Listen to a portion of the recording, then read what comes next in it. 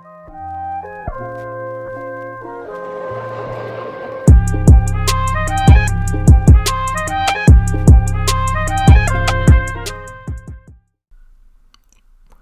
said, tell me what's really going on. Mike has up in this thing. I'm ready. What's happening? We're back at HASSCAST. You know, we're at number 44. We're about to be at 45. 45 is gonna be a special one. Because I got it's gonna be the 2020 HASSAWARDS. Obviously, it's 2021, and the thing about the HASSAWARDS, right, is this year it's gonna be a poll. So if you got me on Instagram, you could DM me at Mike Media Inc. Link in the description. I think it's like an automatic link in the description. I have like presets and shit for like my description of my videos. YouTubers, you know about that, but if you're not, that's new information. But if you want the link, you just gotta DM me on Instagram. Just feel free to hit me up. Oh shit, I might put it in the description of this video if I remember by the time I'm done recording. You know what I mean? But yeah, that'll be 45. It'll be like it'll be showing poll results. It'll show the categories. Let me look at the categories real quick. We got, I'll show it right here. We got best film you have seen, best rap album of the year, best rap song of the year, best TV show season, and best podcast on Mike Media Inc. So yeah, I'm really proud of this poll. A lot of people have turned out to vote. We got 19 responses. Oh shit, no. 22 responses. No, wait, 23 total. But not everybody filled out every section, so it shows 19. But we got 23 responses so far, and I fuck with that. I really fuck that people tried to like. That's what I want, though. That's what I aspire to do. The whole community thing, building a community. That's why I love the poll. Like, I love the Instagram lives I do. I don't really mess with Twitch that much, but like, I don't have time to set all that shit up. I got time to do. I already have a bunch of shit I'm doing. So, anyways, but I just fuck with the whole like community thing, the more interaction. That's why I like when I notice someone like my content, like just like my little videos or something. I'll like just people that on Instagram, they like my videos constantly. I just want to hit them up and be like, thank you for supporting me. Thank you for like consistently liking my posts on Instagram, but also just seeming interested, if that makes sense. So yeah, a lot of people aren't appreciative, you know what I mean? Maybe that's because they've been at it so long, maybe it gets boring. I'm pretty sure this isn't going to get boring. It's been over a year. Hasn't gotten boring yet. I mean, I'm pretty sure there'll be one day where I'll just be stopping and just be like, it's time for me to like, I don't know. I feel like I'll always create. I feel like either way, even if I stop, I'm still going to come back to this. You know, I might take a small break. But I feel like I'll have to come back to this either way, you know. It's weird when I stop. You know what I'm saying? Like, I've stopped before and it's like weird. Like for a couple weeks. Anyways, we have a movie review coming. We will review an intervention. It's a movie about an ex-girlfriend who decides to hold an intervention for an alcoholic after seeing an accident with him on the news. Funny movie. If you like The Office, Parks and Recreation, the whole mockumentary TV show, this is a movie for you. It's a really cool movie. It's out on Amazon Prime right now. Well, actually, it'll be on Prime soon. But it's like, yeah, they're running it for now. But I'm friends with the director. Not really friends. We're friends. Shit, I just bashed him right there. I hope to become friends with him for a while because I really mess with like his view on movies and stuff like that. We had a really good interview that's gonna release soon. But nah, I really mess with his It was good. It was a good interview. That's what I'm saying. So shout out to Dan Eden. And this movie was like really good for something real indie and stuff like that. And I learned that all the actors and actresses were really experienced in the interview. But like in terms of a movie, hour 40 minutes, not bad. Hour 40 minutes, well edited. And the thing about it though is it's real, like, it's so funny in the terms that like the people that are doing the documentary, because it's like about like there's a documentary about everything going on, like they document everything and stuff like that, but it's so like you can tell it's real but fake at the same time. Like when like they'll be in the middle of like a conversation and someone calls him and he'll be like, what the fuck, why are you looking, I know you're looking at that guy at work, and it's just like, oh shit, that's funny. And it's just like real authentic and real actor based, I could tell. Some characters do get like annoying every now and then, and it's just like they're trying too hard to like be funny, and it's like, okay, we get it. You're like, you want to make the character like this weird, like we get it. But like the thing about it is it's like each character has to be so specific because it's more about a bunch of different people trying to become on a common ground on how they want to help someone. And I mess with that. But there is certain characters that don't want to help people and they just want to make people feel bad. And that's what makes it interesting. You know what I mean? Is the altering of motives between the characters. But overall, it leads for a movie that really never gets boring. And the sort of interview style, you know, how like they cut back to an interview to show perspective on things. Very well done, very comedic, cool subplots. Just within like a little controversy of like a character, like, ooh, this character might be sleeping with this person secretly. Ooh, you know what I mean? Funny shit like that. And I really mess with it. And I haven't ever gotten really into the mockumentary genre, but this makes me want to get into it more. So I really mess with that. So shouts out to the Eek on Film studio that makes movies and stuff together. I really want to check out Dan's other movies. I'll be on the lookout for them. If you want to hear about it, that will be on the channel soon.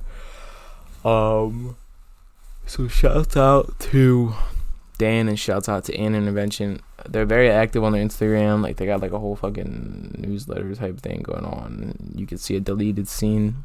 I haven't seen a deleted scene, but overall, it looks it's a really funny ass movie, and every character is really memorable. And good new movie, okay? Good 2021 movie. Yes, it was made last year, but it's set in 2021 at least. Like if there is a post-pandemic, and I'm pretty sure there will be. So yes, I am hopeful. I know a lot of people could say they are hopeful, but I am hopeful, you know. But we're here reviving. It's HASSCAST, and hope everything's doing well. If you've seen any new movies or got any new movies you're gonna check out, let me know. I'm trying to hear it. I'm trying to hear what you fuck with. And you know what I did know is that on the poll for, you know, HASSAWARDS, where it says like an overwhelming amount of people say that HASSCAST is their favorite podcast. And I would say that's fucking yes. Okay, that's what I've been building up to. Is like this podcast being something that like people look at as one of the most original creations. Because like what podcast is structured this way? Like not like it's, I have a specific structure to this where it's made to be interesting. A lot of people fucking underestimate me. That's just me. I'm able to talk my shit and I'm able to take credit for that. I'm not taking credit like in a stealing sense. I'm just announcing credit is a better way. Because ain't nobody has a podcast structured like this. You know, starts off with a movie review, goes into movie news, reviews some music, rap music specifically, rap news, old nostalgia case on an old movie, you know what I mean? So, Yeah, dude. Thanks for everybody that did the poll. I really appreciate you. If you ever want to DM me besides asking for the link to the poll, DM me. Tell me how you doing. You got any personal struggles you want to talk about? I'm open to talking. This is what I live for, man. This is the reason to wake up in the morning. I'm proud of me to, you know what I mean. So, movie news. If you fuck with the movie We Can Be Heroes by Robert Rodriguez, which also has elements of Shark Boy and Lava Girl in it. Lava Girl's fucking hot. Anyways, they're doing a sequel because of its success. I personally haven't seen it, but I do really mess with Robert Rodriguez. Like I was telling my friend about it. My friend was like, I think I was talking to my friend about this movie. I was like, did you hear about that We Can Be Heroes movie? And he's like, yeah, I saw the trailers. They're ass. And then I was like, but it's made by Robert Rodriguez. And then he was like, oh, so it's automatically a fucking great movie. Because Robert Rodriguez is dope, okay? He's outstanding. He's a fucking awesome action director. He did a lot of Mandalorian episodes as well, so I really fuck with that. Like, the Mandalorian episodes he did were, like, really action-based. And he's told, like, you're not going to get a large script because we want you to fill the gaps with, like, real good music. I mean, real good action and shit. So, shouts out to Netflix for helping Robert Rodriguez out, because he's like real, in terms of the indie movie scene in the 90s, he's one of the great filmmakers in terms of like output. Like he hasn't really ever slowed his roll. He hasn't really been in like a career slump. He's really consistent, you know what I mean? Like, you know what I mean? I feel like one day we're going to look at him like we look at Scorsese. Really consistent, never stopped putting out great fucking movies. So shouts out to Robert Rodriguez. DDK has a new song. And I was astounded when I heard this. And I also saw snippets, of course. But this is a more low-key, relaxing, chill DDK. We got the aggressive DDK with Madhouse, and we get this chill sort of. We got the whole VHS type video type thing, and it's another Fawsala production. He did his my favorite song of his, which is "Surprised" and "Is It Real," and other stuff like that. Like he's a fucking good producer. Fawsala, real chill mixture. It's like mixture of Cole and Mac Miller and stuff like that, but it's something different, real cool. I fuck with it. But I'm gonna play a little bit of it because I really mess with this song. I want you guys to hear it.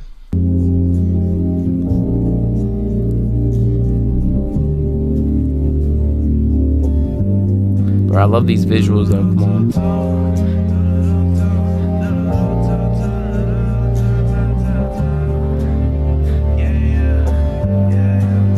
Baby, you just gotta say something. I don't wanna say none. Standing on the top of the world, I don't ever try to say something.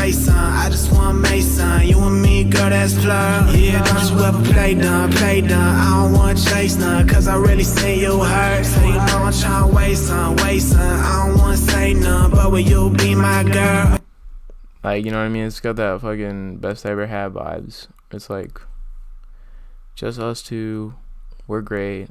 Just like in general, great couples. Like it's a good couple song. Like yeah, woohoo, we're like fucking together. Like let's be happy, you know. And I feel like he delivered. It's the new year, and he's delivering some good fucking stuff. You know what I mean? You know, and the lyrics are good. It's like this toxic shit. I pop some bitch if they talk that shit. Yeah, I'm on fire. That's why you say me. Why you lie a lot? Like, dude, come on, man. DDK don't miss. He doesn't fucking miss. He never misses, okay? Fucking outstanding artist. And I mean, like, I fuck with his aggressive stuff, but I like his chill stuff better. That doesn't mean I want him to stop doing his aggressive stuff. So overall, this is up there, like upper echelon DDK. And yeah, I really mess with it. Comment down below though, what's your favorite DDK song? I want to hear it. or if you're listening on podcast platform, definitely just like kind of tell me like what type of DDK songs do you prefer. Just DM me, I want to talk with you guys about fucking DDK. Shouts out to the DDK Fan Page. That's a cool little thing to see. He's got a DDK Fan Page, and he shouted me out my interview on that. Shouts out to the DDK Fan Page. Check that out.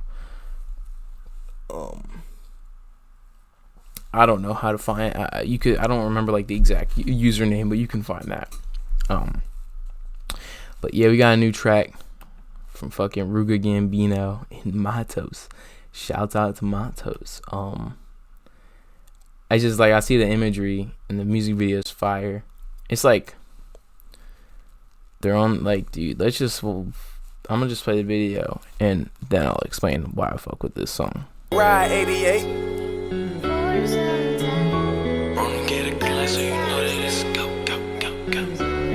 Also, the mad hey bro, nobody beats Ruga Gambino's ad libs. It's like go. Like, come on, bro, that's fire. Get a green light so you know that it's a go.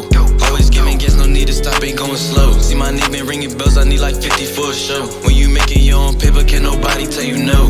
Don't get a green light so you know I'm going slide in. I let him take the shot because all game he been a high hand. Let him pull up off the inbound cause we running out of options. I shoot the three like Curry, he shoot it like Klay Thompson. Like, the thing about Mattos is and Ruga, and let's talk about Mattos and then I'll get into Ruga's verse later. He's able to talk his shit. You know what I mean? But it's easy to digest. It's not like he's able to talk his shit, get real up in your face, but he's not too in your face. You know what I mean? Easy to digest the way he says stuff. And it's chill the way he pronounces stuff, but what he's saying, the context of everything, fairly negative, but it's chilling. You know what I mean? And it's just consistent. Mattos is consistent. I reviewed one of his projects on the top 10 at Delaware, and Mattos is really one of the most consistent artists recently. It's quality wise. He hasn't been missing recently. I've heard a couple singles where it's all right, bro, but I feel like he's really hit his peak with Green Light. And Ruga's verse towards the middle is fire. Okay, shouts out to Ruga, friend of the channel. And I don't know who's better. I feel like they kind of hit an equalizer with this. But I've heard songs where one's been better than the other, if I'll be honest. He shoot it like Klay Thompson. Name a rapper hotter than me. I'm in a top 10. I was always. He is in my top 10. I did a video where he's my top 10. That bar is correct, okay? Stuck at the bottom, now I'm the top tier. Lost down in most of my homies, I still wanna cry tears. Grinding like I'm Tony Hawk, avenge my nigga Tony Stark. Avenge Tony Stark. That's a fire. That's a bar right there. In a war with niggas, I don't need no purple heart. I feel like I'm Uzi Vert cause I be wearing chrome heart. Dude, that's a bar. Come on, you can't, if you know Eternal Take, you know that bar is fire. Okay, that's a really good reference. Okay. And Ruga and Mattos don't miss, haven't missed. They haven't been missing since I've been following them. I feel like maybe if I were to look at them a few years later, I may see a couple inconsistencies, but I haven't been there, But now, as I check up with them and see what's going on, I'm messing with it.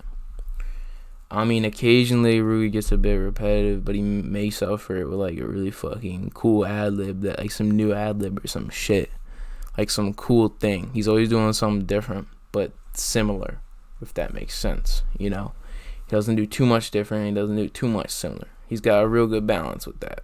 So, shouts out to Ruga. Follow him on Instagram, Ruga Gambino. Shouts out to Mattos MT on Instagram. And link to this video down below as well. Yeah, shouts out to Ruga.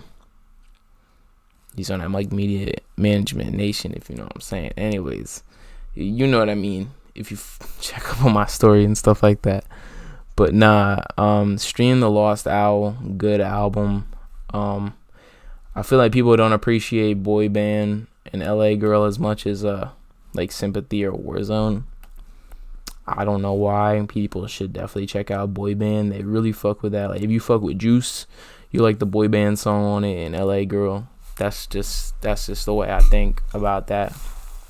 But yeah, so check out The Lost Owl. Great album. Kanye down bad right now. But this is gonna be his next album is gonna change society. Okay, he got divorced. Kanye is getting divorced with Kim K. Maybe true, maybe not true, but like, at least he's still a family man. I don't know though. I feel like maybe this might be all bullshit. Like, but who knows though. Either way though, his next album is gonna be fire. But if Kanye becomes single, it's gonna be fire. But either way, I hope he's fucking healthy. You know what I mean? I hope he's not just bullshitting and just like. I feel like he's still. I hope he's still trying to be complex with shit. But if he retires soon, I'm fine with that. But I feel like if he's gonna retire, it should be with after another album. But I feel like. I don't know where he could go from here. He's got so many directions. If he really wants to be a politician, become a fucking like small state governor or something like that. I don't know if that'll happen. I just feel like there's so many directions Kanye could fucking go that people don't really want to think about. Like, does he really just have to do music his whole career? Like, I don't know. I feel like he's like George Lucas level of rap. You know what I'm saying? George Lucas, like the film director, like he could just like stop and be good. You know what I'm saying? And that's what people don't get, is he's not just trying to be, he's not like, I don't know, maybe he wants to do that thing where like I don't know, man. I don't know. I feel like he's got to have some sort of competitive energy if he's going to continue. And people underestimate being competitive in the rap game. When you see, you know it when you see it. A competitive energy, you know what I'm saying? Not a lot of people often have that. Drake has that. Kendrick has that. Kendrick for sure has that. But he's lost that energy because he hasn't done his shit since 2017. But yeah.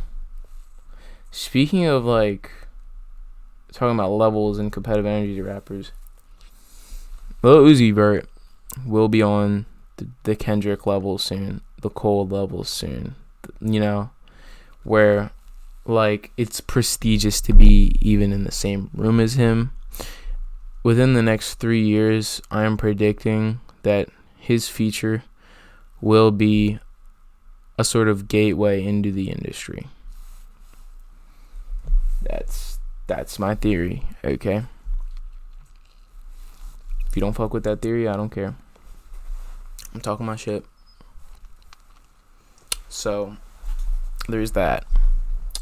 But yeah, either way, his next album's probably gonna be better than Jesus is King. I fuck with Jesus is King. I've learned recent appreciation for it, but obviously I've messed with other albums more. But like, there's so many different types of Kanye fans. It's like weird. But you know, yeah. Nostalgia case. Roll it.